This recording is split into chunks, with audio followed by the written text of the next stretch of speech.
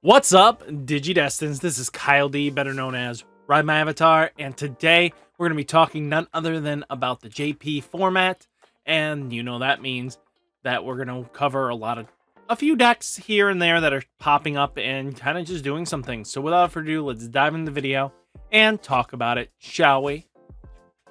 So first off, we have Shine Greymon at 59 tops, then Royal Knights at 45 tops at 12.4%, 16.3%, 8.8% for Greymon Tribal. Balfamont is at 7.2, 6.9 for Beelzemon, then Hunters at 5.2, Alphamon at 4.4, Mirage Galga is about 4.4, Red Hybrids 3.6, and Rosemon and stuff like that. So let's take a look at what's been upping. These check marks here are decks we've already covered in the past, so I will not bring them back up into the video. But looking at this, Shine Greymon went up 16 new win tops since last week. Royal Knights had another 7 tops from last week. Then Greymon Tribal, 4 more tops. Balfamont is a +2. Beelzemon X +6. Hunters at +3.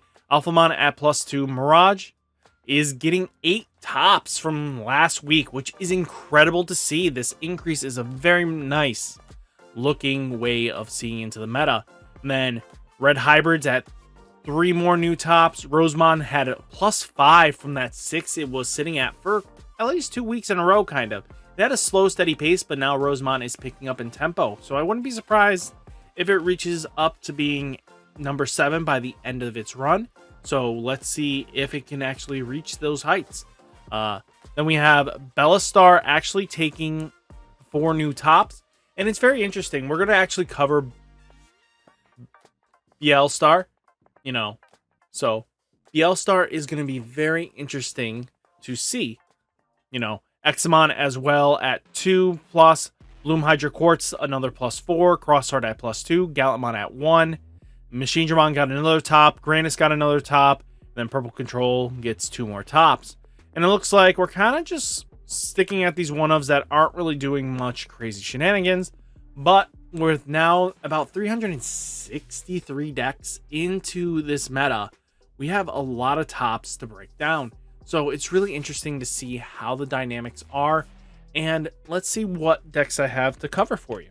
So first off, we're going to talk about a lot of players in JP's formats actually started transitioning into the red black Greymon Tribal to actually have the restriction in place. So they're testing it with this just to get comfortable with it, because the new restriction does happen officially by the end of the weekend. So why play basically a dead format in advance? If you guys want to get the testing done, get it done. So what's really interesting about this War Greymon theme, it's quite very much unique a little bit here. So unlike normal Greymon decks, you don't really see, the new Omnimon Alter S, but it's really nice to be when Digivolve and delete one of your opponent's Digimon with 8,000 DP or less, then return one of your opponent's level 6 or higher Digimon to the bottom of its owner's deck. Being able to spin back and also kill a ultimate is actually pretty decent.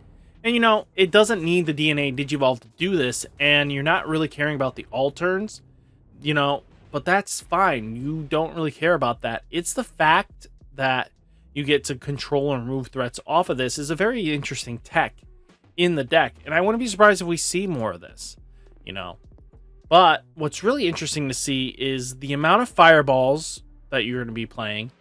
This is very unique to this list only because they are playing a full play set of red mem boost to compensate for the lack of Greymon X Antibody's ability to play something at a reduced cost. Digivolve into a reduced cost. So what they're doing is trying to extend it by making sure they have resources like Gravity Crush and Red Mem Boost, Memory Boost, but also teching in 3 Tai Kamiyas for those extra security push turns. What's really nice is that instead of relying heavily on Greymon from BT12, they're more relying heavily on Metal Greymon here, probably to play your ties for free. And the more ties you play for free, the more this can spit out more. And what do I mean by this? Because of the ability to redirect attacks, it does matter.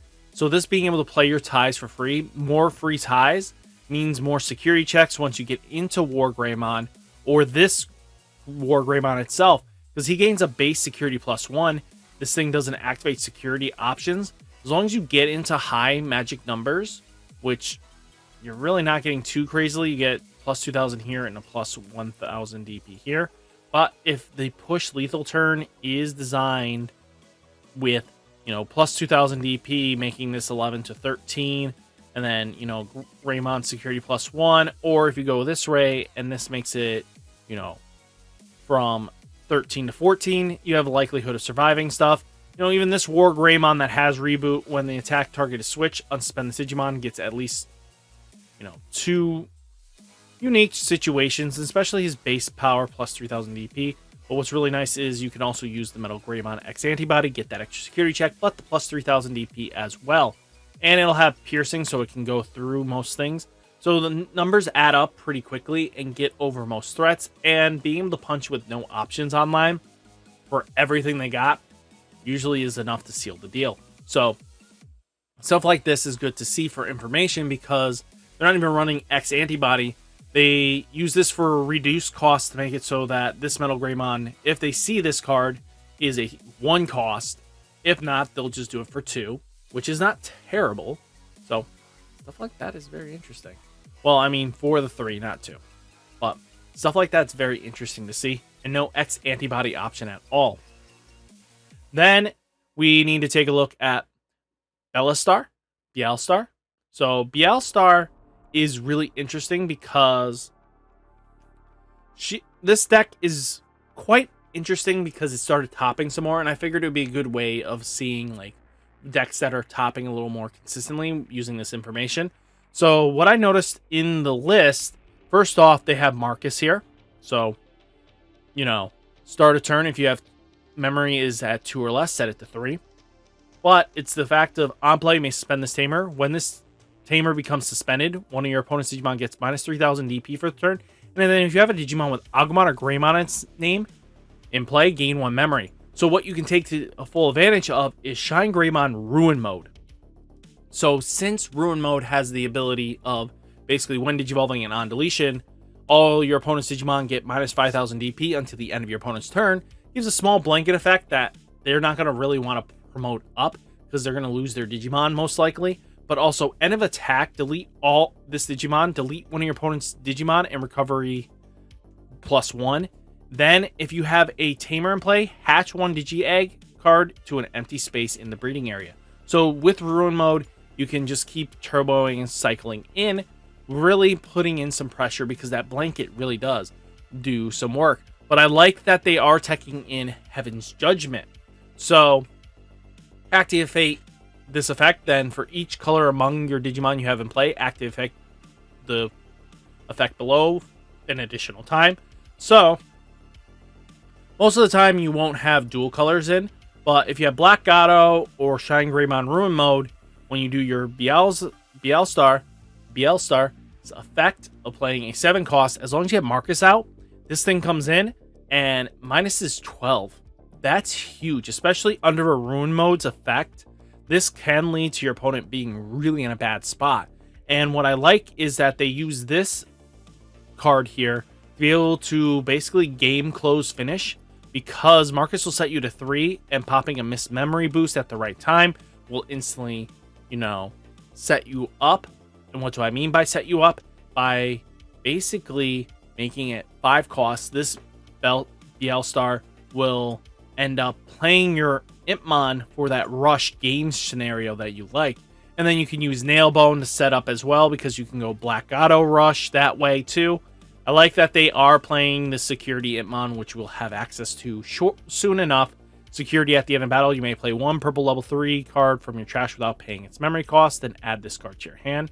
So basically you get to, maybe play Impmon here, or you're focusing on playing this Impmon here, which is probably the more valid target is between these two, because you're not really using this one at all for its search. It's really there for when it's trashing to mill, just turbo you into your stuff because you want to turbo fast. What I noticed with the change up is that they went for a more mill theme that is more consistent.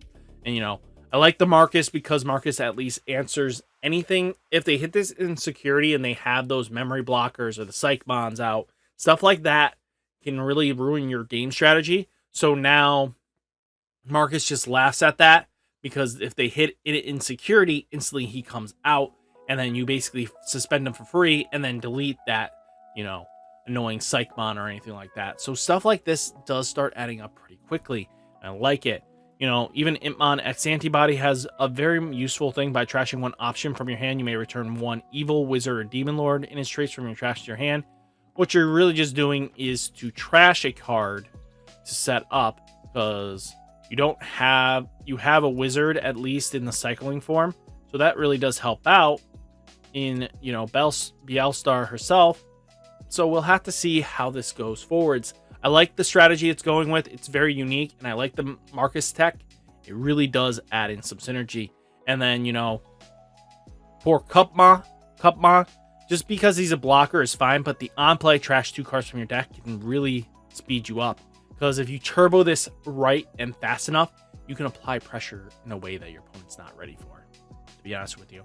And they do play one Calling from the Darkness. I do not know why I didn't have Calling. So, being able to cycle pieces back too with Calling. So the combo is really strong, and I think this is really solid to see once we get into this format where EX4 comes in and we have access to Ruin Mode. This deck definitely has some really nasty plays to go forwards with. Then we're going to talk about none other than Mirage Galgaman. So, with its new feature, because it has some recent tops, I figured it was really nice to talk about it because people are starting to hype this deck up.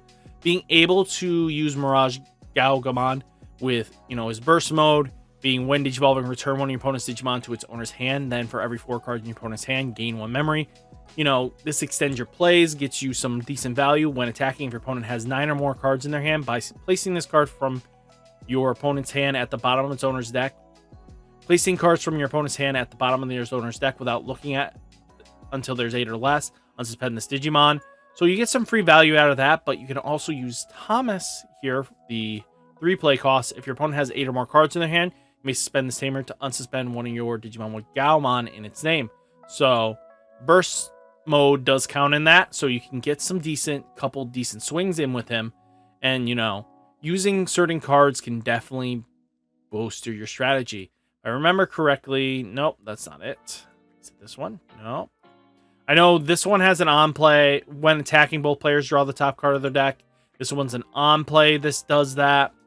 I forget. Does any of them just, when an effect adds a card to your opponent's hand, gain 1 memory? I think it's just normal Thomas here. So when your Digimon with Galmon or Galgaman in its name attacks, by suspending this tamer, both players draw the top card of their deck. So comboing in nicely with, both Thomases can lead to being a lot more attacks, applying pressure to your opponent. And certain points, because especially when attacking, if your opponent has 8 or more cards in their hand, unsuspend this Digimon. So depending on how it goes, this one is, a conditional by placing cards bottom deck, unsuspend. So this unsuspends with this one. It's a lot of timing and very interesting timing effects. I like it a lot. And I like the high speed plug-in D, giving your Digimon jamming and can't be blocked. So if your opponent is playing some big beefy boy deck, or they play decks that have a decent minus DPing effect, you can just keep swinging with jamming and just keep hitting in. I like the Full Moon Meteor Impact. Return one of your opponent's Digimon to its own hand. Then for every 4 cards in your opponent's hand, gain 1 memory. So this card definitely can add up quickly for removal, especially depending on when it happens. But I like the security when return one of your opponent's Digimon to its owner's hand. Really solid. But also what combos really nicely is this Mirage Galga is by when Digivolving, return one of your opponent's tamers to its owner's hand, setting you up.